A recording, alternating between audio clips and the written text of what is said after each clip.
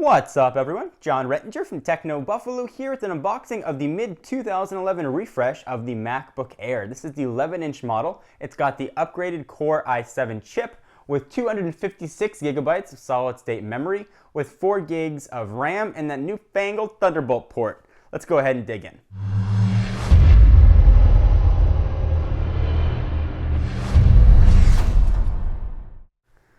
I've been a big fan and admirer of the MacBook Airs ever since the last update. I do almost all of my editing on iMovie and now Final Cut Pro, and oftentimes when I'm at trade shows or events, I have to do a lot of my editing on the fly. And the only knock that I had on the last generation MacBook Air was that it would take me forever to export videos. To export a 10-minute video would oftentimes take me 30-40 minutes.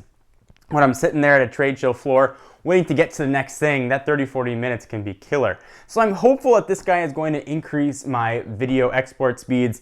I am very, very hopeful. So here is, fingers crossed, it's going to do it. I'm going to try this coupled with one of those Elgato little thumb drives that plug right in there. We should get some pretty fast speeds. So enough of my jibba jabba. Let's go ahead and bring in Senor Stabby. We haven't seen Senor Stabby in a while, or El Stabbo, if you'd like. So MacBook Air on the front. All kinds of Apple logos and serial number on the back.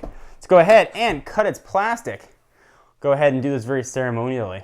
I hope it doesn't hurt. I gave it anesthesia beforehand, so it's not even gonna feel anything. Boom. Plastic is cut. And if this doesn't increase my video rendering times, well then maybe we have a really fun giveaway on our hands. So we'll go ahead and open all this business up.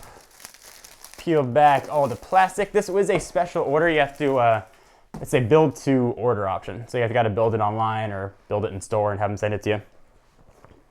Go ahead and lift off the top. Got that little bit of foam that we've seen. The packaging here looks identical to last generation, and the computer itself looks identical to last generation. Go ahead and lift up this tab. It is lifted up and the computer is sitting in there upside down. There it is, all its little wedge-shaped glory. This is again the 11.6-inch model with the 1.8 gigahertz i7 chip and 256 gigabytes of solid-state memory. You got your typical MacBook Air accessories here. You got your MagSafe, looks like a MagSafe with the extension cord.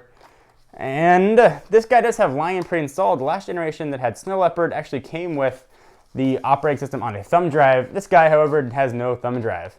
Hello, I am your computer. And it's talking to you all about the computer. It does not have a FaceTime HD camera, but you do get 2 Apple stickers as a consolation. So if you want to restore this guy, you're going to have to do it completely online or make your own bootable install disk. But blah, blah, blah, accessories aren't exciting. Even to me, I'm not an accessory guy. So we'll push that stuff off to the side. Let's take a look at the MacBook Air. Go ahead and peel off all this plastic. I'll make it do a striptease for you. If I can get some romantic music here. Da-na-na-na. Oh no. Is it 18 and over or is it 21 and over? It's 21 and over because the whole thing just came off. All right, enough of my bad jokes. Plastic is pulled. Let's take a quick look. We've got the MagSafe charger, one USB 2.0 port. There's the headset, which is also the microphone in. A little bit of a speaker there. On the other side, we've got the Thunderbolt port. The only way to tell the difference between the Thunderbolt port and the old mini display port is this one's got a little bit of a Thunderbolt logo and another USB 2.0 port. Battery is still sealed in. This keyboard is now backlit as opposed to the last generation. Go ahead and open it up. Boom, there it is. It's a keyboard and it's a monitor. Hooray. Let's go ahead and turn this guy on. Hey there. No, we'll go ahead and use the button. That's the proper way to turn a computer on. And we get the first little ding dong. You can see me dancing. I don't think there's any sort of like startup language here or anything that's even exciting. You don't get any fun songs that come up here. I'll sing it for you though. You see, you can pretend that it's saying welcome, welkoman, and all kinds of stuff. Hopefully it boots up. Looks like it's doing something. Fingers crossed. Every time I turn on a new computer or reinstall a hard drive, I'm always a bit skeptical that things are going to work. You never quite know. But I do have a mouse and I have a cursor, so it's a very simplified version. Oh, there we go. Yay! Use English as my main language. It's not a language that I can speak fluently, so we will use that. We'll go ahead, and I am in the United States of America. I am in the US. And it's gonna go through and do all the setup business. I'll come back in just a minute. Not gonna make you watch all this, and I'll see you guys in just a second. All right, so here we are in OS X Lion. This is about as clean install as you can get.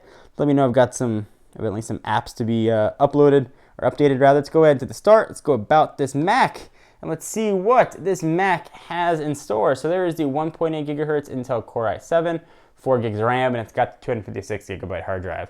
So of course, I will put this guy through its tests. I'll run everything through it, and I'll see how it works and see if it's worth the upgrade. It certainly doesn't come at an inexpensive price.